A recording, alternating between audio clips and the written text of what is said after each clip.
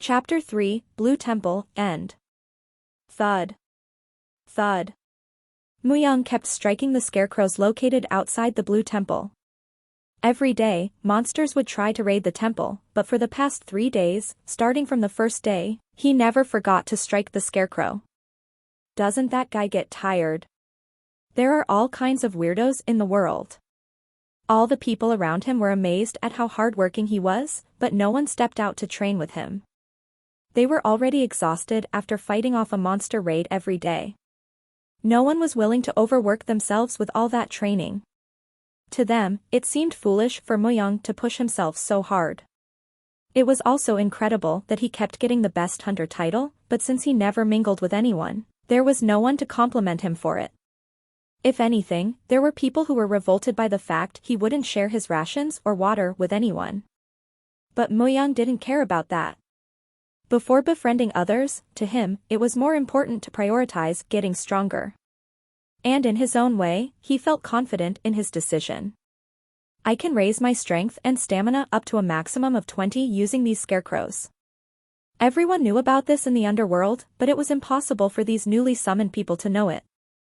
Knowledge is power. And at this moment, Muyang had the most knowledge out of all the people here. He never thought about sharing this knowledge. For people who needed to be spoon-fed information, there was no way they would survive in the underworld anyways. To survive, one had to have quick wits, decisiveness and most importantly, have perseverance. Why the hell is he doing that? Let him be, let him be. There's not much to eat anyways. The people next to Muyang copied his actions, but gave up quickly. Thud. Thud. He raised his attack speed. They would have had to hit the scarecrow at least 10,000 times to see results. It was a battle with himself, but to him, this was nothing. For every 100 recruits, only 1 or 2 survived the Forest of Death's training and he survived. I need my strength and stamina to be at least 20 to attempt it. A secret class was obtained once you overcame the impossible. Even in the past, there were no more than 100 people with a secret class. But they all had logic-defying strength. Of course, there was an equivalent amount of risk involved, but it was definitely worth the risk. And to achieve the secret class, Necromancer, it required you to first train your body to a certain level. Muyang looked over. He saw the tall cliffs that surrounded the Blue Temple. Up on those unending cliffs somewhere, there was a nest. To become a necromancer, he would have to climb the cliffs, while fighting off hordes of monsters, and kill the 5 gatekeepers. As of now, that goal was still far off. Once one leaves the temple, fighting orcs and gnolls were common, but if you were unlucky, you might meet the giant Leo, a lion-type predator. So killing the 5 gatekeepers was too difficult for beginners. Besides strength and stamina, I also need a weapon. After defeating the raid of monsters every day, they would receive rewards dependent on their performance. The reward for killing the boss monster that comes every 10 days was enough to offset the previous day's rewards. It meant that bosses were that much stronger, but he wanted to move out after he had at least killed the first boss. Excuse me. Just then, 2 women approached Muyang. Although they looked a bit messy, they had a much better appearance than the rest. They were 2 university students with heavy makeup on. The one with long straight hair and who was adorably clenching her fist spoke. He hit the scarecrow a bit more softly. Is there any meaning to hitting them? Thud. Thud. But Muyang only continued with his actions. He hit concisely with no unnecessary movements. The scarecrow shook dangerously. Aren't you going to answer me? The girl stepped right next to the scarecrow. She lowered her gaze with a pitiful expression. On top of that, her white blouse exposed her bare shoulders. That scene would have enchanted most men. She had that level of beauty and in reality, a few of the surrounding men gave Muyang jealous stares. Fuck off. But that wouldn't work on Muyang. To Muyang, who passed the harsh training of the Forest of Death, that level of seduction was like a child acting cute. That wasn't all. One of the things people had to be most cautious of in the underworld were beauties. Listening to Muyang's reply, the girl staggered as if her pride was hurt. Then she lowered her head and knit her brows. Crazy bastard. Is he a eunuch or what?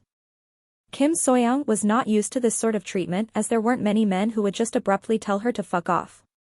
She was one of those commonly known idols of her school.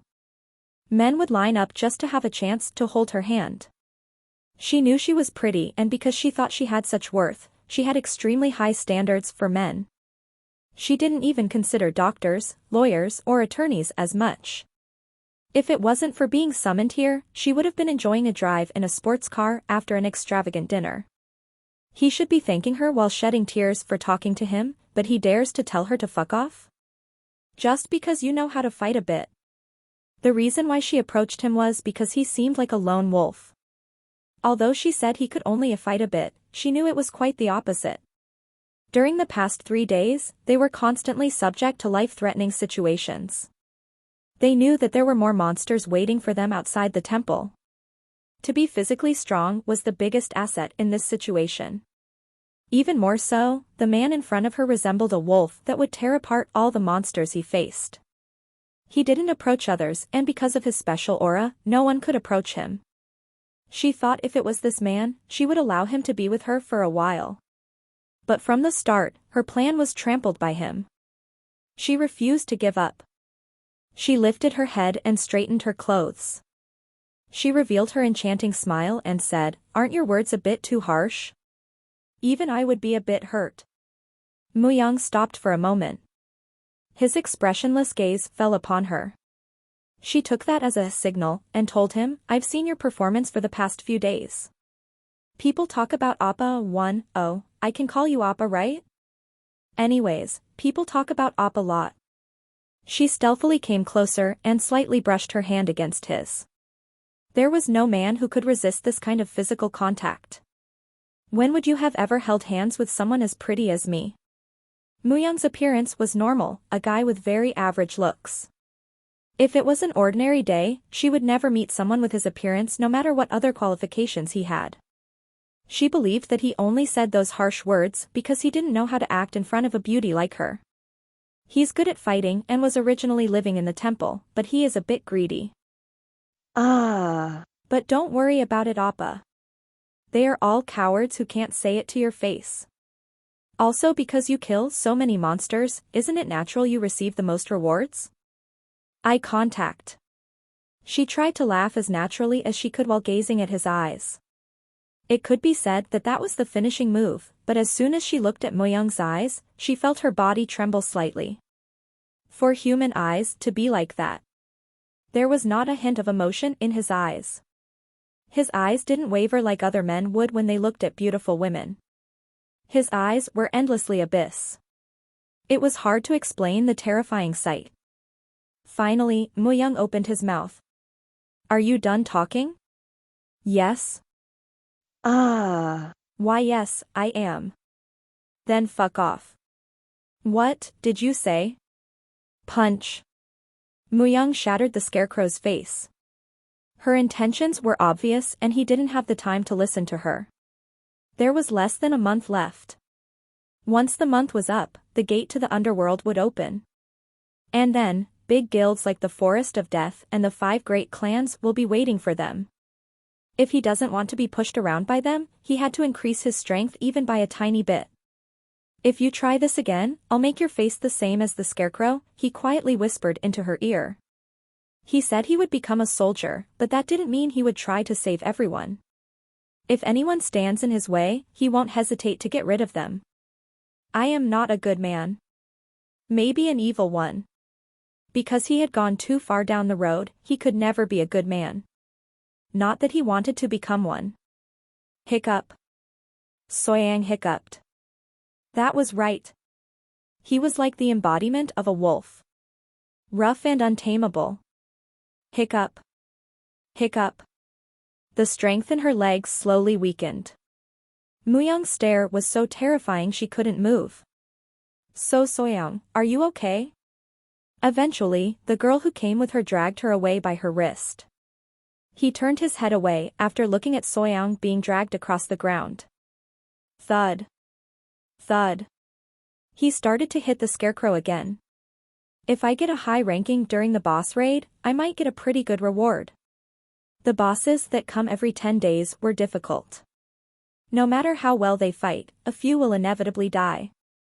But if he was able to gain an overwhelming victory over the boss, he might receive a weapon of rank a C or higher. A C rank is sufficient. To defeat the monsters while climbing the cliff, a rank C weapon was more than enough. As he had the experience to fill the gap of having a lesser weapon. 1. Big brother, younger female to older male.